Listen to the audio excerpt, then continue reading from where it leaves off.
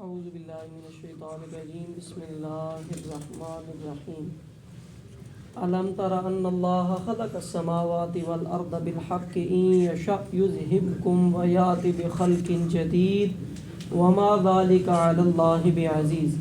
وبرزوا للہ جميعا فقال الضعفاء للذین استکبروا انا كنا لکم تبعا فهل انتم مغنون عنا من عذاب اللہ من شیء قالوا لو هدانا الله لهديناكم سواء علينا أجزعنا أم صبرنا ما لنا من محيص صدق اللہ مولانا العظیم۔ اللہ کے فضل سے سورہ ابراہیم چل رہی ہے۔ سورہ ابراہیم کی 3 آیات آیت نمبر 19، 20 اور 21 تلاوت کی ہیں۔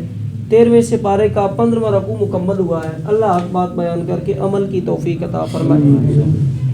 اللہ تبارک و تعالی مختلف قسم کا جو کفار کا رویہ رسولوں کے ساتھ ہے، منکرین کا، مشرکوں کا رویہ، منافقوں کا جو اللہ کے پیاروں کے ساتھ ہے، وہ بیان کر رہا ہے، اور اللہ تبارک و تعالی ان کی سزا کو بھی بیان کر رہا ہے، اور جو ماننے والے ہیں ان کے انعامات کو اللہ بیان فرما رہا ہے۔ تو کل ہم نے یہ بات پڑھی تھی کہ کافروں نے رسولوں سے یہ کہا کہ آپ یہ تبلیغ کا کام چھوڑ دیں، ورنہ ہم آپ سے زمین سے آپ کو نکال دیں گے، یعنی ملک بدر کر دیں گے۔ دوسرا آپشن یہ ہے کہ تم ہمارے دین پہ آ، جو نبیوں کو کہا۔ تو اللہ نے انہیں وہی کی کہ ہم ان ظالموں کو ہلاک کریں گے، تم پریشان نہ ہو، تم اپنا تبلیغ کا کام ہے جاری رکھو۔ جو اللہ کے سامنے کھڑا ہونے سے ڈرتا ہے، جس کے دل میں اللہ کا خوف ہے کہ ایک دن اللہ نے کھڑا کر کے مجھے پوچھنا ہے، اور جسے آخرت کا حشر کا ڈر ہے، اس کے لیے انعام ہے۔ اور جو اللہ کے آگے ہٹ دھرم ہے تو وہ نامراد ہے، انہیں پیٹ پلائی جائے گی، سخت جہنم کے اندر عذاب ہوگا، سخت پکڑ ہوگی، اور ان کے اعمال اگر دنیا میں اپنی طرف سے کوئی اچھے اعمال کیے بھی ہیں تو کلمہ نہ پڑھنے کے سبب، رسول کے اوپر ایمان نہ لانے کے سبب، ان کے خدمت خلق اور دوسرے تیسرے کام سب فارغ ہیں۔ لہٰذا اس بات کا یہ پتہ چلا کہ اگر قرآن بھی پڑھنا ہے، نیکی بھی کرنی ہے، نبی کریم صلی اللہ علیہ وسلم کے روضہ مبارک پہ یہ آیت لکھی ہوئی ہے، یا ایھا الذین آمنوا لا ترفعوا اصواتکم فوق صوت النبی۔ باقی کہانیاں تو بڑی آگے کی باتیں نا، صرف نبی کریم صلی اللہ علیہ وسلم کی آواز سے اگر تمہاری آواز بھی تھوڑی سی اوپر ہو گئی نا تو یہ تہجد، یہ قرآن، یہ تلاوتیں، یہ کارکرد، یہ حافظ، یہ علامہ، یہ مولانا، یہ مفتی، یہ دوسرا تیسرا پیر فقیر، سب ختم۔ صرف نبی سے آواز تھوڑی سی اوپر ہو گئی تو تمہارے سارے کے سارے جو ہے نا اعمال ضبط کر لیے جائیں گے اور تمہیں پتہ بھی نہیں چلے گا۔ اتنا نبیوں کا احترام اور ادب اور یہ معاملہ ہے سارا کہ بالکل یا ایھا الذین آمنوا لا ترفعوا اصواتکم فوق صوت النبی ولا تجہروا لہ بالقول کجہر بعضکم لبعض ان تحبط اعمالکم۔ سارے اعمال ضائع کر دیے جائیں گے صرف اس بنا میں کہ میرے نبی کی تم نے جو ہے نا وہ عزت احترام نہیں کیا، تکریم نہیں کیا۔ لہٰذا اصل چیز ہے اللہ پہ ایمان اور نبیوں کے اوپر ایمان۔ آج کی جو 3 آیات ہیں، کیا تو نے نہ دیکھا کہ اللہ نے آسمان اور زمین حق کے ساتھ بنائے، اور اگر چاہے تو تمہیں لے جائے اور ایک نئی مخلوق لے کے آئے۔ اللہ تبارک فرما رہا ہے دوبارہ، یہ بار بار، اب کچھ لوگ مجھے کہتے ہیں حافظ صاحب بار بار ایک ہی بات، اب آیت ہے اس کا مطلب اللہ ایک ہی حکم بار بار دے رہے تو ہم اس کو پڑھے، ترتیب سے پڑھ رہا ہوں میں، کو یہ تو کرتا نہیں کبھی آگے چلے پیچھے، ترتیب سے۔ پھر اللہ نے، حالانکہ اس رکوع میں شروع میں بھی اللہ نے زمین آسمان کا، پھر اللہ نے فرمایا الم تر ان اللہ، کیا نہیں دیکھا کس طرح اللہ تبارک و تعالیٰ نے آسمانوں کو بنایا، سماوات، کس طرح اللہ نے زمین کو بنایا، ایک آسمان نہیں، ایک سے زیادہ جتنے بھی آسمان ہیں ان کو کس طریقے سے اللہ نے تہہ در تہہ ترتیب سے بنایا، اور ان کو تمہارے اوپر گرنے نہیں دیتا کہ بغیر ستون کے۔ یہاں پہ ستون کا لفظ نہیں ہے، پچھلی آیت میں تھا۔ تو کیا تو نے نہ دیکھا کہ اللہ نے آسمان اور زمین حق کے ساتھ بنائے؟ سچی بات ہے، اس میں کوئی جھوٹ نہیں ہے، کوئی دوسری رائے نہیں ہے۔ یہ آسمان اور زمین اللہ کی بہت بڑی نشانیاں ہیں، بہت بڑی نشانی ہے۔ آسمان کے جو ہر وقت ہماری پروٹیکشن کے لیے، حفاظت کے لیے، اور زمین کے جس کے اندر قرآن کے اندر اللہ فرماتا ہے کہ اس کو میں نے تمہارے لیے بچھونا بنایا، میں نے تمہارے لیے اس کو رہنے کا مسکن بنایا۔ کہ جب زمین بنائی گئی تو اس کے اندر جنبش اور حرکت اتنی تھی کہ ہر وقت یہ ہلتی رہتی تھی، زلزلے، اور وہ تو اللہ نے اس کے اوپر میخیں پہاڑ ٹھوکے کہ تاکہ تمہارے لیے مسکن بنایا، تم اس کے اوپر گھر بنا سکو، اپنی رہائش اس کے اوپر رکھ سکو، ورنہ اتنی تیز ہوائیں چل رہی ہیں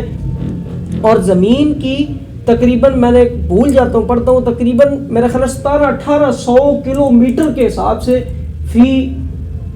ایک گھنٹے میں 1700-1800 کلومیٹر. ابھی ادھر جناب کوئی گاڑی ہو نا 120 کلومیٹر فی گھنٹہ ہے، بڑی اچھی گاڑی ہے، اس سے جو کتنا 120 کلومیٹر طے کرے گی ایک گھنٹے میں، اور زمین کس سپیڈ سے چل رہی ہے 1700 کلومیٹر ایک گھنٹے میں. اتنی سپیڈ سے زمین چل رہی ہے، لیکن ہم اسی کے اوپر گھر بنائے ہوئے ہیں، بیٹھے ہوئے ہیں. یہ اللہ تبارک، اور زمین بائی ڈائریکشنل چل رہی ہے. بائی ڈائریکشنل کا مطلب ہوتا ہے دو طرفہ، یعنی ایک یوں چل رہی ہے زمین اور ساتھ یوں بھی چل رہی ہے، یعنی یوں بھی گھوم رہی ہے اور یوں آگے بھی جا رہی ہے. ٹھیک ہے جی، ایسے ایسے بائی ڈائریکشنل، دو طرفہ، یوں بھی گھوم رہی ہے اور یوں بھی گھوم رہی ہے، دو طرفہ اس کی موومنٹ ہے، اور 1600-1700 کلومیٹر ایک گھنٹے میں فاصلہ طے کر رہی ہے. یہ اتنا، پھر اس کے اندر جناب ایک ہی زمین کے اندر ایک ہی پانی دے کے آپ ایک ہی جگہ پہ ایک ہی کیاری بنائیں تو اس میں 10 طرح کے پھل لگائیں تو ہر ایک کا رنگ اپنا ہوگا، ہر ایک کا ذائقہ اپنا ہوگا، ہر ایک کا سائز اپنا ہوگا، ڈیزائن اپنا ہوگا. بے شک پانی بھی ایک ہے، زمین بھی ایک ہے، جگہ بھی ایک ہے. یہ اللہ تبارک و تعالیٰ کی قدرت اور کرم ہے کہ اور زمین کے اندر سے طرح طرح کے موتی، جواہرات، ہیرے اور اس کے علاوہ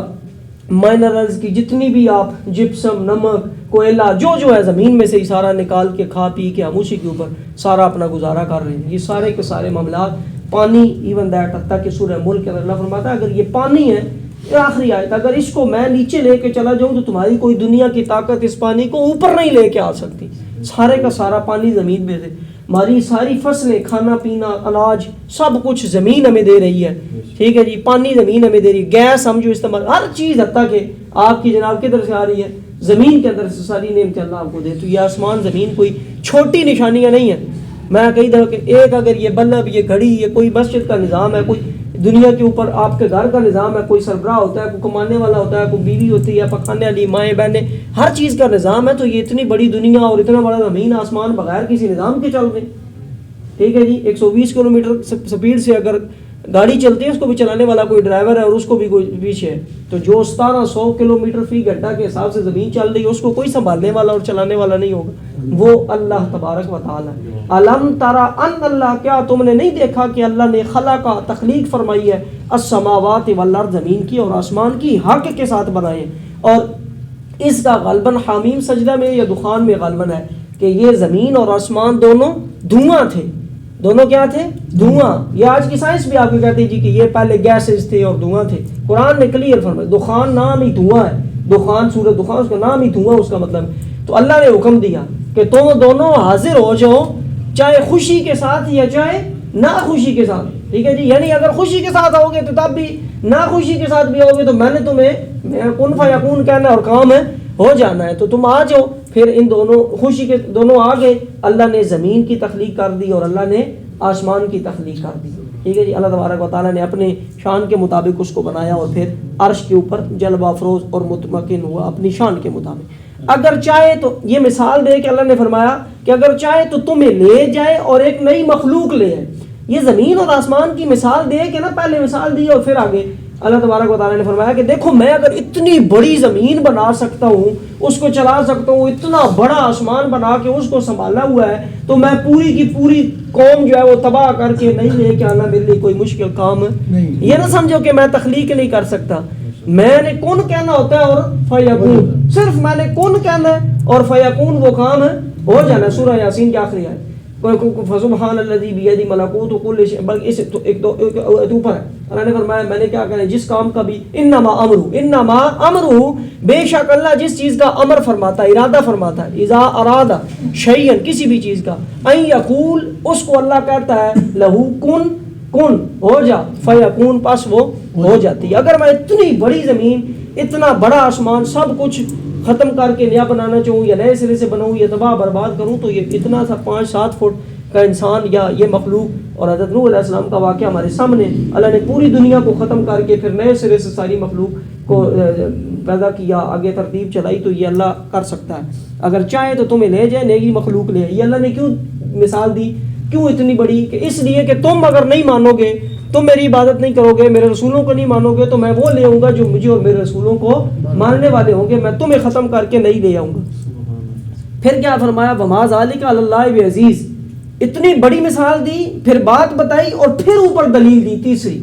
فرمایا یہ کو کام میرے لیے مشکل نہیں ہے، وما ذالک علی اللہ بعزیز، اور یہ اللہ پر کچھ مشکل کام نہیں ہے، وہ عزیز ہے، زبردست، قوی، طاقتور، زبردست کنٹرول رکھنے والا، ہر چیز اس کے قبضہ قدرت میں، عزیز، وہ جس طرح چاہے جو کرنا چاہے، بدلنا چاہے، لے آنا چاہے، نہیں بنانا چاہے، توڑنا چاہے، ختم کرنا چاہے۔ اس کی ایک اس لیے بھی تاکہ یہ لوگ انکار کرتے تھے کفار اور مشرکین کہ کیسے اللہ تبارک و تعالیٰ جناب ہے، میں مر جائیں گے، مٹی ہو جائیں گے، یا آج بھی اسی لیے اپنے آپ کو جلا کے راکھ بنا کے پھینکا دینا۔ اللہ نے ابراہیم علیہ السلام کا قصہ قرآن میں اس لیے بیان کیا کہ 4 پرندے الگ پہاڑوں پہ اور پھر بھی اڑ کے، اللہ ایسے ہی ان کی راکھ ہر چیز جمع کر کے سامنے لا کے کھڑا کرے گا۔ اتنی بڑی زمین بنا کے میں کر سکتا ہوں، آسمان بنا سکتا ہوں، سارا کچھ کر سکتا ہوں، تو ایک 5 فٹ کا انسان مار کے پھر سائنس کے اندر آپ آ جائیں، آج کل ابھی تو ماشاءاللہ سائنس اتنی، ہر بندے کو اتنا پتہ ہے کہ جہاز کریش ہوا ہے جی، فلاں جگہ بس کریش ہوئی ہے جی، تو اتنے بندے تھے وہ سارے جل گئے، اب ان کی شناخت نہیں ہو رہی، ان کی ڈیڈ باڈیاں ہاسپٹل لے گئے ہیں،